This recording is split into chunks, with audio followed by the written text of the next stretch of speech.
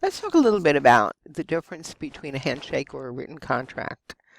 Um, and I think about Judge Judy, who is constantly chastising people for not having written contracts. However, making an agreement by virtue of a handshake relies on an attitude of honesty, integrity, and trust. A written contract, on the other hand, is a carefully delineated set of rules governing the behaviors between the parties to the contract, like a code of ethics. In America, years ago, especially in small towns, a person's handshake was all that was needed to create an agreement. There was an attitude of integrity and trust. Now that we are universal and don't know each other, we spell out our agreements in excruciating detail. Apparently, we don't trust anyone. Attitude is a little thing that makes a very big difference, said Winston Churchill. So, the less we know of each other, the more we feel that we must rely on the written contract. And as I said before, judges, especially Judge Judy, remind people of the importance of written contracts. But I've worked with companies from other parts of the world, and they have very different ideas. We'll talk about it in more detail later. But just generally, contracts here in the USA are extremely detailed, whereas in other countries, they're merely the outline that basically says, we now agree to do business. Details to follow later. I want to offer you some laws pertaining to workplace behavior and attitude. And remember, I'm not going to give you every one of the laws, but just some specific ones that I think will be helpful to our conversation. Article 2 of the Uniform Commercial Code defines good faith as meaning honesty in fact and the observance of reasonable commercial standards of fair dealing at the table.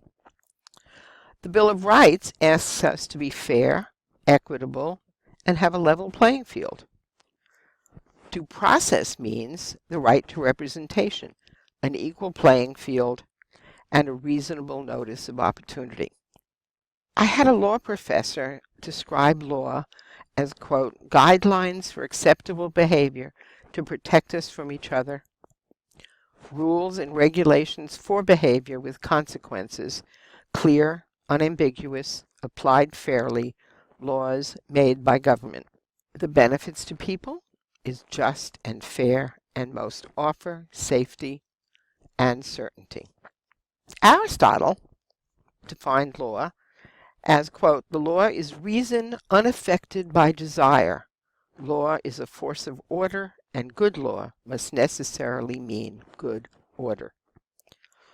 Oliver Wendell Holmes said, law embodies the story of a nation's development through many centuries. Now think about that one when I said earlier that morality changes over time. Law embodies the story of a nation's development through the centuries. More recently, Norman Vincent Peale asks, is it legal? Is it balanced? How does it make us feel? So let's try putting it all together. If ethics are a code of conduct, they include moral beliefs, values, standards, expected behaviors, and following the rules. They are evolving rules about morals, values which are developed by culture, religion, professional, organization, and even parenting. In other words, ethics changes over time, over situation. It becomes dynamic. Let me offer you another example. This is another ethical dilemma, actually, as it pertains to decisions made in the workplace. So legally, the accuser has the right to face and cross-examine his accuser. But in the workplace, when there is an allegation of misbehavior, the accuser is promised and given secrecy in the false name of confidentiality. He or she is promised that their name would not be given to the person they accused or anyone else during the investigation if possible, and the accused is not offered the opportunity to talk with anyone accusing or confirming the accusation during the investigation. Unfortunately, all too often, the accusation is automatically believed, and the investigation only looks for evidence to support the allegation. The burden of proof should be on the accuser, but quite often they are automatically believed, and the accused has to prove his or her innocence without the right of cross-examination. I want to talk now about some examples of codes of ethics. Not all of these are going to come from business. If ethics is the mandate for how to behave in a specific organization, it can be a set of rules or a shorter statement of values. Sometimes there are differences in the ethical rules of different professions or organizations. So, for example, lawyers can have dual relationships if they put it in writing. Psychologists, mental health professionals generally cannot have any dual relationships to the extent that they cannot take someone on as a client if they met that person in another context, such as teaching them.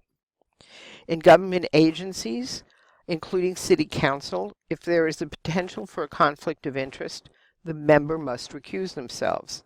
In my city, which is Santa Clara, if that potential exists, the city council member actually leaves the stage and the room during the discussion and vote of the item that during the discussion and vote of the item that might be considered a conflict of interest. In the accounting world, you have government-approved accounting practices, GAAP.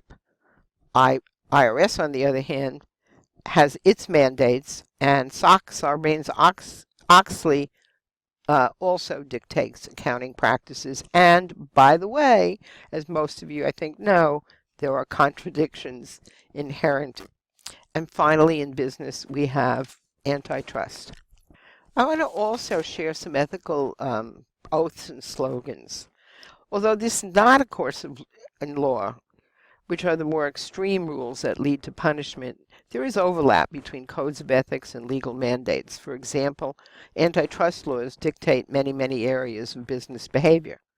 But now I want to look at some examples of business and professional codes and slogans that, in effect, create rules and dictate proper attitudes. Google, do no evil. Pretty simple, huh? Rotary has the four-way test. Is it the truth? Is it fair to all concerned? Will it build goodwill and better friendships? And will it be beneficial to all concerned? The Ritz-Carlton's motto, which I love, is "We are ladies and gentlemen, serving ladies and gentlemen." Doesn't that just say it all? It really does. When I teach customer service, I'm always referring to the Ritz-Carlton. Hippocratic oath of do no harm is actually a lot longer. The original version is incredibly long, but there is a modern version, and I'm offering you just some quick excerpts from this. The first says, "I swear to fulfill, to the best of my ability and judgment, this covenant." Next it says, "I will respect the hard-won scientific gains of those physicians in whose steps I walk, and gladly share such knowledge as is mine with those who are to follow. I will apply, for the benefit of the sick, all measures that are required, avoiding those twin traps of overtreatment and therapeutic nihilism. I will remember that there is an art to medicine as well as a science, and that warmth, sympathy, and understanding may outweigh the surgeon's knife or the chemist's drug. I will not be ashamed to say, I know not. Nor will I fail to call in my colleagues when the skills of another are needed for a patient's recovery. I will respect the privacy of my patients, for their problems are not disclosed to me that the world may know. Most especially must I treat with care in matters of life and death. It is given me to save a life, all thanks, but it may also be within my power to take a life.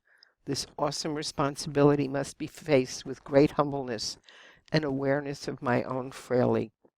Above all, I must not play at God. I will remember that I do not treat a fever chart, a cancerous growth, but a sick human being whose illness may affect the person's family and economic stability. My responsibility includes these related problems if I am to care adequately for the sick.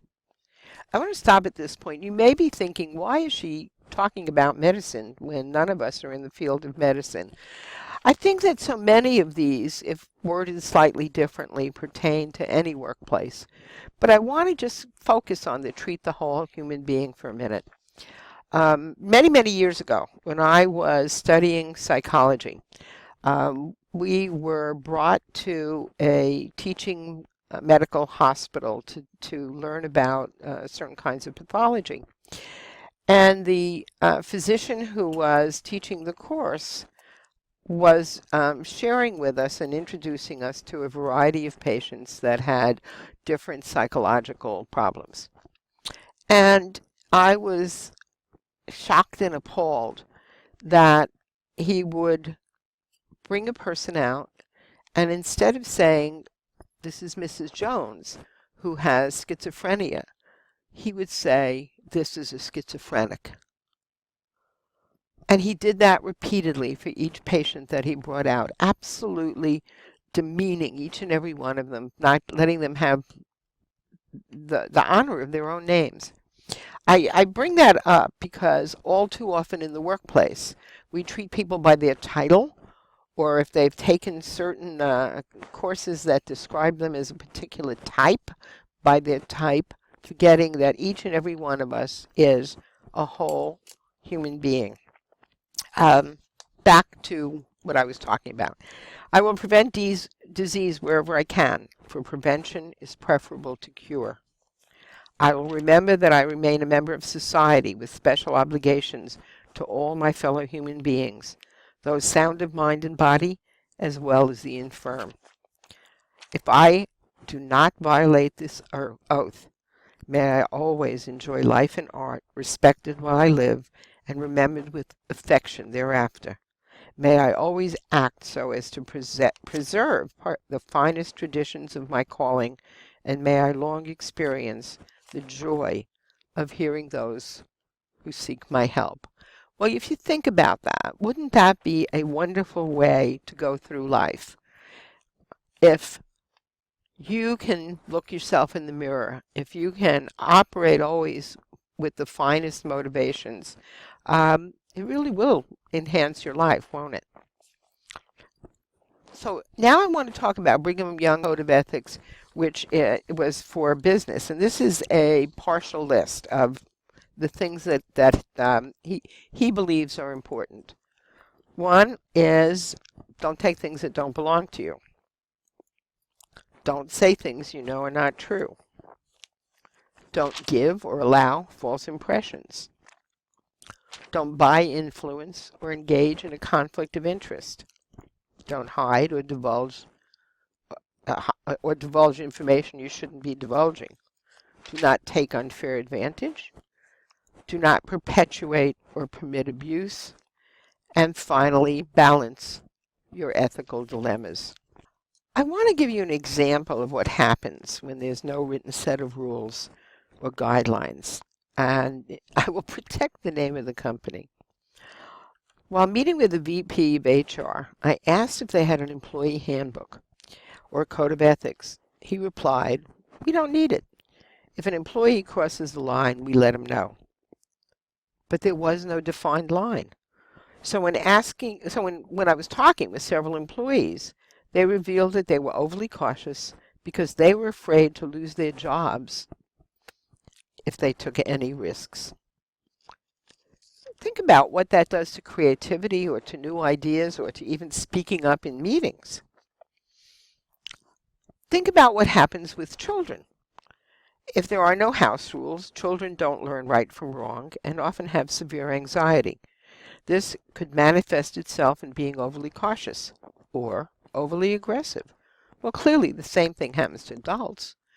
So if there's tight rules, there's no freedom for creativity.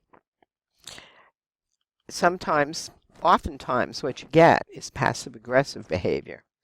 So if business ethics are a standard of personal behavior, applied to a group of people working together.